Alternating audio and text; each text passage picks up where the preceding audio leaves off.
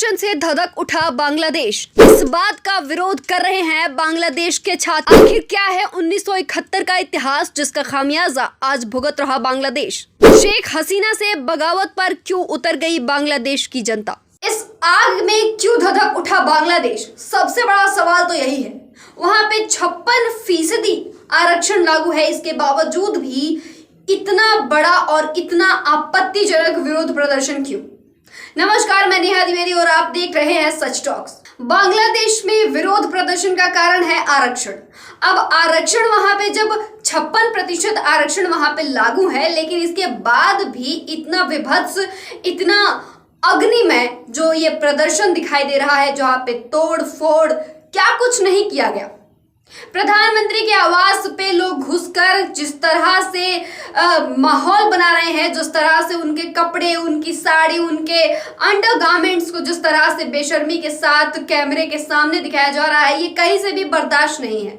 लेकिन जो युवा जो ये विरोध प्रदर्शन कर रहे हैं, ये प्रदर्शनकारी कौन है? ये वही छात्र हैं जिनको आरक्षण के नाम पे जुमला मिला है। जी हाँ, ये मेरा कहना नहीं है। आपको बताते चले कि बांग्लादेश में 56% आरक्षण लागू है, लेकिन फिर भी वहां के युवा इस तरह का प्रदर्शन कर रहे हैं। लेकिन क्यों? अब आपको बता दें कि वहां पे 56% आरक्षण में कौन क्या क्या ले रहा है। अब 30% आरक्षण वो लोगों के लिए वहां पर निर्धारित की गई है जो 1971 के स्वतंत्रता सेनानी थे, जिन्होंने युद्ध में लड़ाई की थी और अपनी जान गंवाई थी और शहीद हुए थे। उनके बच्चों को 30% आरक्षण दिया गया है बांग्लादेश की गवर्नमेंट में। अब वहां के गवर्नमेंट में जब 56% लागू है, तो वहां पे 30% तो सेनानियों के बच्चों को दिया गया जिन्होंने अपनी जान गंवा दी। अब बाकी हमारे युवा जो बचते हैं वहां के, वो इस बात को लेकर अड़े हैं कि उनको भी 30% आरक्षण दी जाए।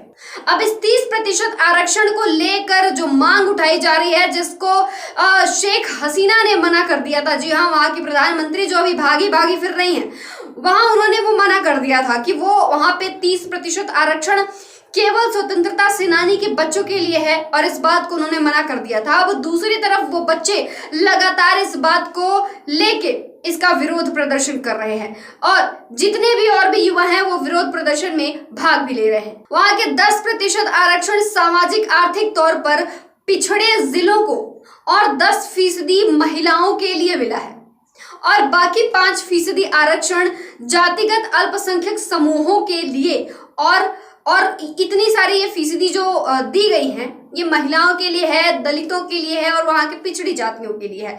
लेकिन यहाँ बात अभी भी वही अटकी हुई है कि आरक्षण पे ही, यानी कि रिजर्वेशन पे लेके ये पूरा मसला खत्म होने का नाम नहीं ले रहा है।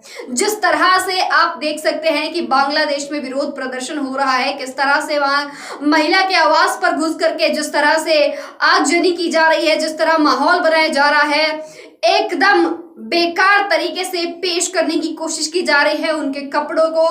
और अभी आपको बता दें कि 30% आरक्षण को लेके हमारे युवा वहां पे लगातार विरोध प्रदर्शन कर रहे हैं, जो कि कहीं से भी सही नहीं है। हालांकि शेख हसीना अभी भी भारत में है, यहां से वो तभी जाएंगी बाहर जब शेख हसीना को भारत से बेहतर जगह कोई मिल जाएगा। हालांकि वो ब्रिटेन जाना चाहती हैं, लेकिन ब्रिटेन भी हालत में नहीं है कि उनको वो शरण दे पाए। ब्रिटेन देना ही नहीं चाहता है शरण, और भारत ये कहता है कि जब तक उनको एक सेफ जगह, सेफ देश में उनको शरण नहीं मिल जाता, तब तक वो भारत में ही रहेंगे। फिलहाल के लिए बस इतना ही। जुड़े रहिए हमारे साथ और देखते रहिए सच टॉक्स।